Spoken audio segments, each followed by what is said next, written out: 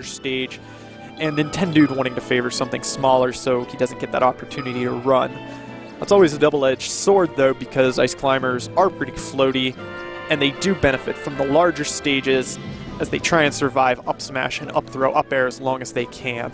We also kind of assume Kels is going to strike FD, not want to play there. Don't have the platforms to jump over the ice climber player, don't have the opportunity to use them to land, to fall through, to use as bait.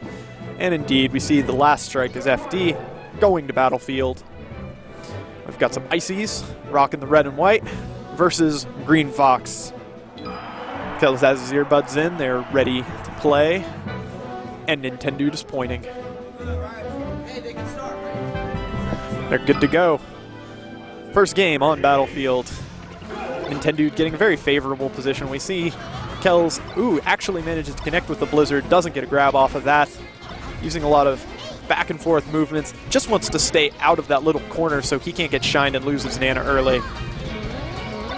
There we see him starting to rock the ground game, gets the tech chase with a simple down smash, picks him up onto the top platform with up air. Fox being a fast faller, one of the best tools ice climbers have in this matchup, and actually every matchup, is going to be up air at low percents linking into grabs and smashes, at higher percent linking into back air, and at all percents just being a really good poking tool. Unfortunately, at this point we see Nintendude's Nana going down to his basic attack pressure, and that solid shield pressure coming in from Kels, not really letting Nintendude get any traction.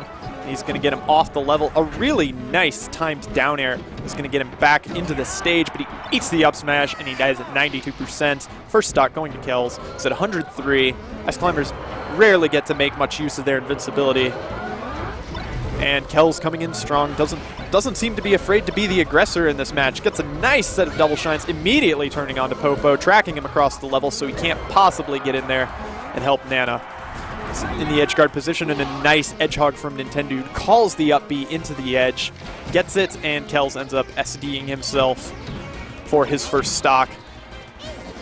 Kels beginning the back air sequence that pretty much comprises his bread and butter edge guarding against ice climbers. Nintendude gets the dodge into the ledge, and Kels does not quite get to the edge in time. Nintendude setting up the Blizzard there, wanting to use the small hitbox to force Kels underneath the level. Quick down throw.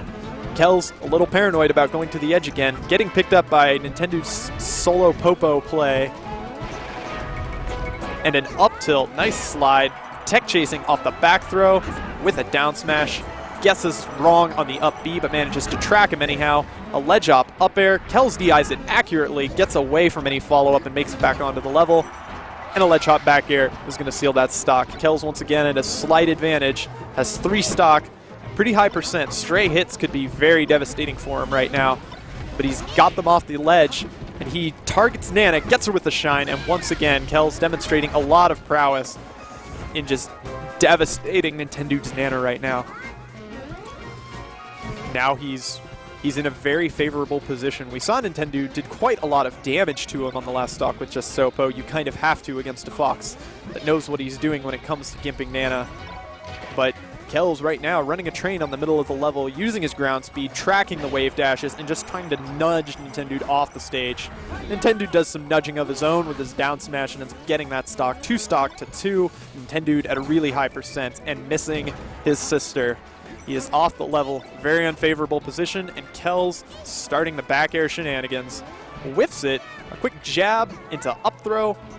Not 100% sure if he meant to up smash there since it does not reach through the Battlefield platform, but it ends up costing him.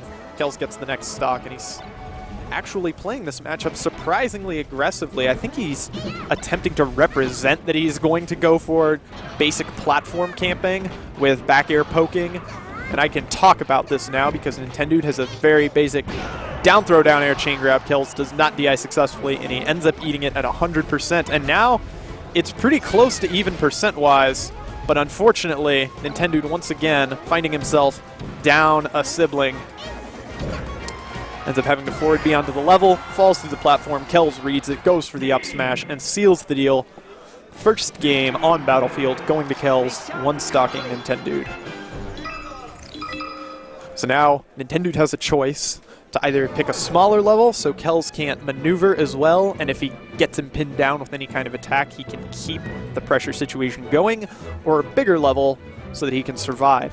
What we saw, Kels was doing an excellent job of managing to place his shines, so they sent Nana one direction and Popo the other, giving him the opportunity to take Nana out with basic shine work, completely demolish her, and then face an extreme advantage going against Nintendude, Solo Popo versus Fox. We see Nintendude's going with the option of the smaller level to maintain the pressure and pick Kels up anytime he tries to move around. Ooh, a nice tomahawk going in on Kels' shield, gets a grab, but the down throw down air shuffles him off the level, and he isn't able to convert.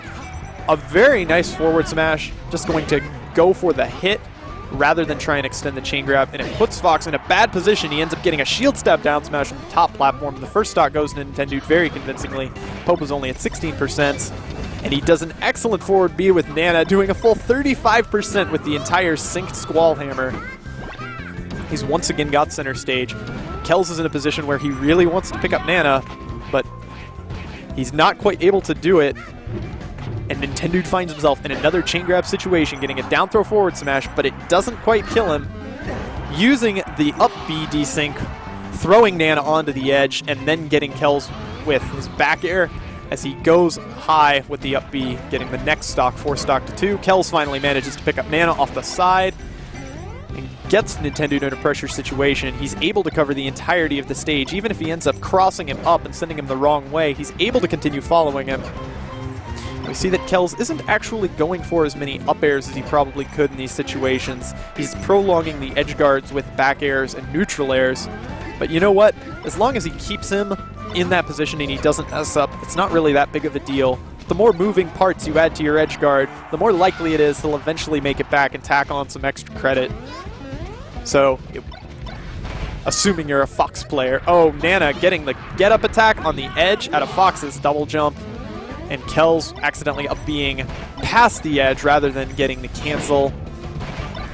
Nice random forward smash from Nintendude, managing to interrupt the pressure, trying to get a grab, start a tech chase situation so he can gets his grab. Only Nana sync this time, gets the down throw down air. Kels smash DIs out of it, ends up eating a forward smash as he goes for Nana.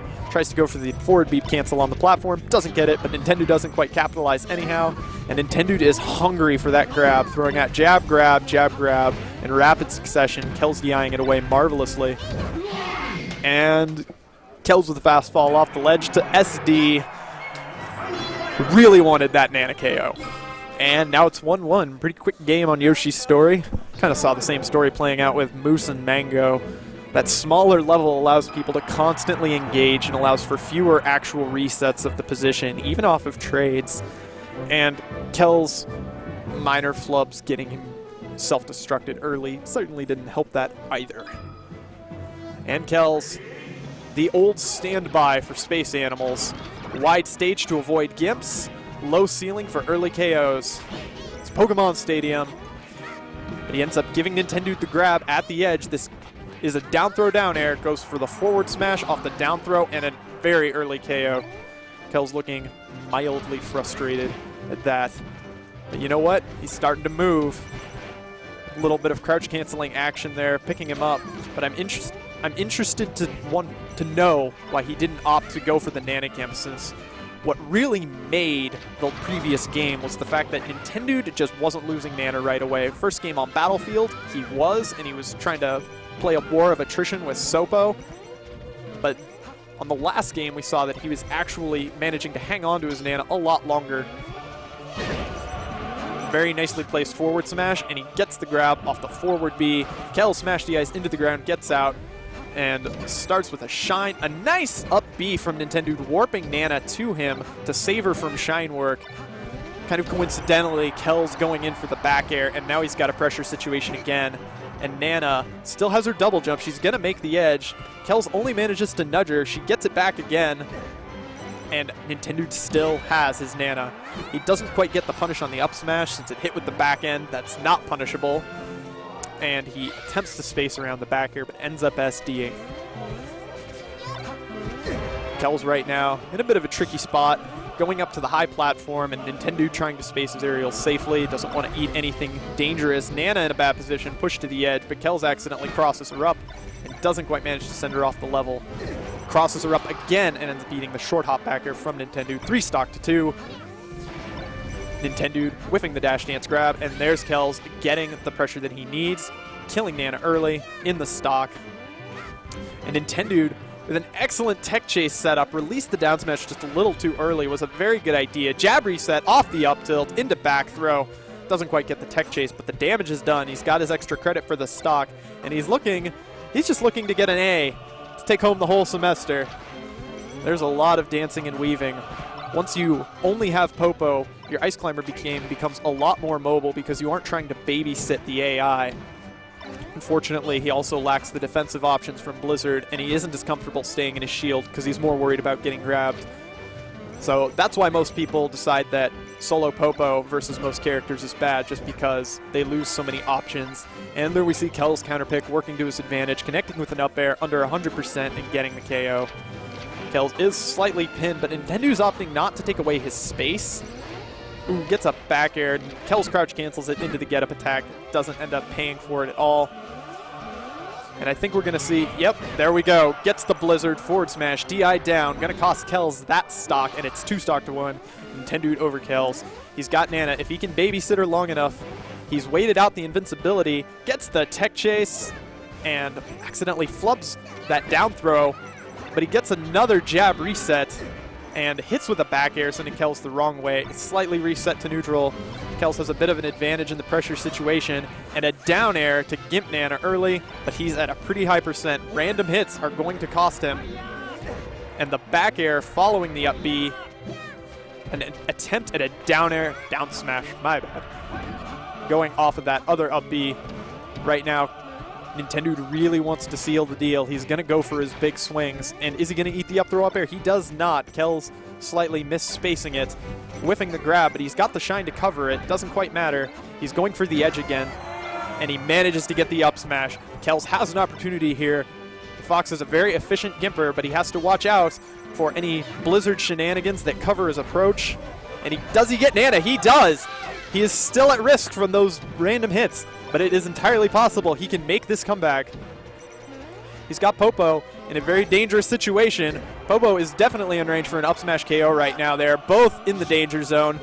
And a short and forward B almost fakes Nintendude out, and he tech chases with the down smash, getting the KO. Kill off the top. That short ceiling not working in Kels' favor at the very end of the set. A really tight battle on that last game between Nintendude, Ice Climber power,